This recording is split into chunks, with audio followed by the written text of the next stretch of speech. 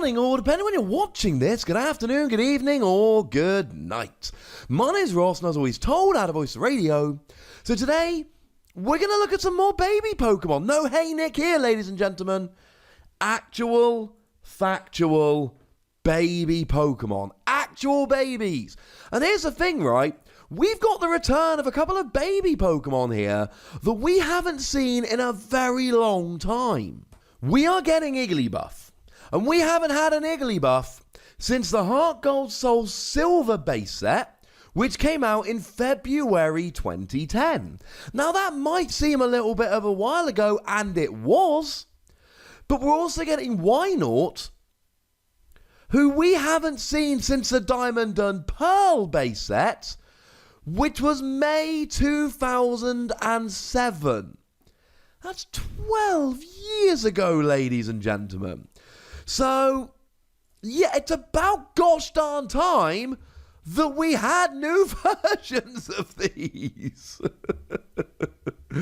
Oh, nice. All right. And look, these are baby Pokemon. So there are certain things that we expect, but let's start off having a quick look at the basics. They've both got 60 HP, which means that they can be searched out quite nicely using Professor Elm's lecture, which is kind of lovely.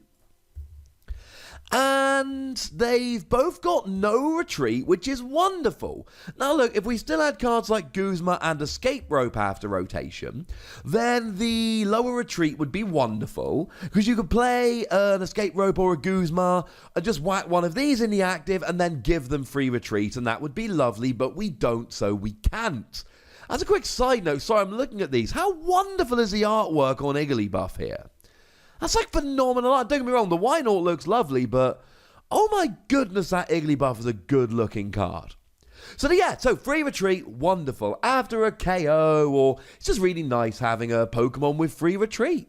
And then you don't have any weakness. Having no weakness is lovely. It means you're not going to come across something like a Pheromosa and Buzzwole that's going to go and get a cheeky KO. It means that something like a Buzzwole from Forbidden Light, the non-GX with a Diancie Prism Star, will be doing 50 and not getting a KO. Look, you've still got 60 HP. You're still not lasting very long, and gutted, quite frankly, ladies and gentlemen. But you've at least got that tiny bit of survivability, because there's so many Pokemon out there that do 30 damage. The fact that you don't have a weakness helps. So searchable with Professor Owl's lecture, no weakness, no retreat. Okay, kinda cool. And because they're baby Pokemon, they have abilities that end your turn and do something cool when you flip a heads. Of course they do. Now, our translations here are a mixture of Google Translate and the lovely Joe from Cerebi.net. And if we start off having a little bit of a look at Wynaut, you flip a coin, and if heads, you get to look at a card from your opponent's hand, and you may choose to put it on top of their deck, or not. So Wynaut really is a Pokemon that is all about wasting a turn. That's what you do. You waste a turn of your opponent. You make sure they have a bad top deck. So, let's say for argument's sake, your opponent didn't use a supporter last turn. They wanted a Cynthia, they don't have a Cynthia. So your opponent's going to be sitting there going, come on, I hope I top deck a supporter. Well, if they didn't use a supporter, then it doesn't matter what card they top deck next turn.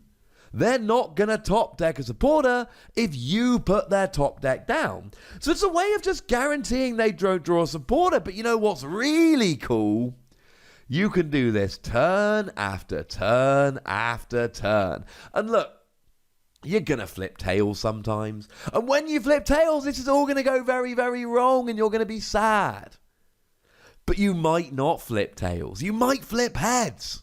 And every turn you flip heads is a turn where they can't do anything. The thing is, whatever you choose to put from their hand on top of their deck, they're going to top deck it next turn. You're not denying them a card. What you are doing is stopping them being able to top deck something else next turn. And it doesn't really make a difference what card you put down the vast majority of the time, because whatever you put down, they're just going to draw into it. But here's the thing. It's another fairly rare situation, but they've actually got one fewer card in their hand. So maybe they play something like a Wick. I mean, it's rotating out, but it's just an example. And now they're actually drawing one fewer card when they play Wick. Or maybe, far more realistically, they're playing something like a Mysterious Treasure. Or they're playing something like a Viridian Forest. Or maybe even both. Well, both of those cards ask you to discard a card from your hand in order to use them.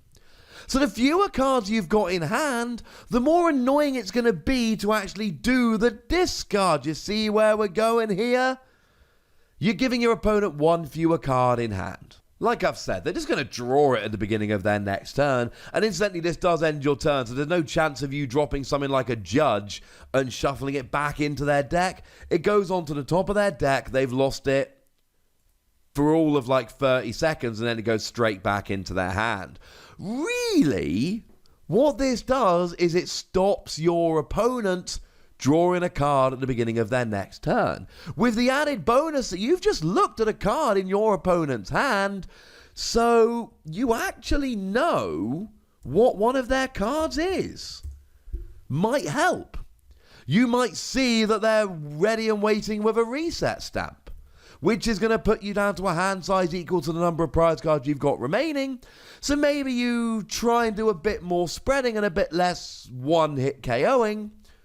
Or maybe you've seen one card in their hand that you really don't want, so that's when you choose to drop something like a Judge. But what about Igglybuff, ladies and gentlemen? What about Igglybuff? Once during your turn, you may flip a coin. If heads, your opponent's active Pokemon is now asleep, and your turn ends. I like Igglybuff a lot. Now, you are giving up an attack. You're always giving up an attack to use the babies. But I adore Igglybuff, because here's the thing. We just saw Slumber Forest. Slumber Forest is a card we did a video about very, very recently. And it says that between turns, if a Pokemon is asleep, you flip 2 coins, and in order for them to wake up, they need to flip double heads. So whereas before they'd always be rocking a 50% chance of waking up, now they're rocking a 25% chance of waking up. And remember that when the rotation hits, we're losing Ace Roller, we're losing Guzma. Or to put it simply, your opponent's going to have fewer switching options, fewer ways to get around something like sleep. So here, you could legitimately buy yourself multiple turns. Now, to be fair, we do still have a skateboard. And a skateboard lets your opponent retreat while asleep or paralyzed, while also reducing their retreat cost by 1. It's a bit of a pain. And that will hurt, incidentally, but there's nothing we can really do about this. The fact of the matter is, if you're giving me a format with Ace Roller and Guzma in every deck, or a skateboard in a bunch of decks, I'll take the latter every time. What this does is it buys you turns.